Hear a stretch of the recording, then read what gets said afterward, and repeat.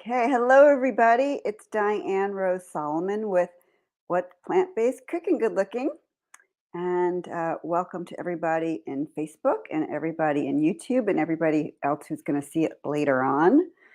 Maybe you'll get it in the newsletter. Welcome. So last week was birthday week in my house, and I made a delicious chocolate cake and I posted it on social media the other day. So if you haven't seen that yet, you'll probably get it in the newsletter if you receive the newsletter. Otherwise, check out my social media at What's Plant-Based Cooking, and you can find me in all the usual places.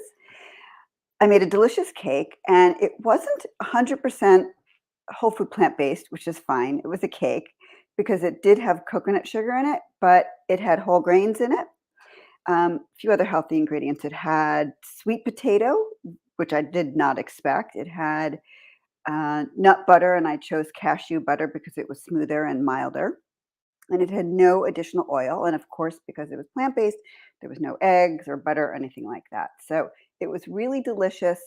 There were a lot of wholesome, healthful ingredients in it, but it was still a cake.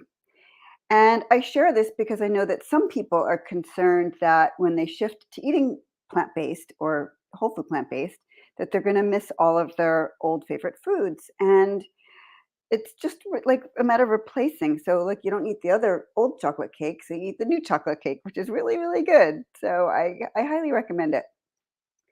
Or if somebody's switching to, a healthy lifestyle that they completely have to cut out treats. And for some people, you can't have sugar anymore. And I understand there's health reasons, and that's a whole different ballgame. Or for some people that they're cooking for their family and they're concerned that somebody's going to be disappointed. But this was a really good example of something that I made.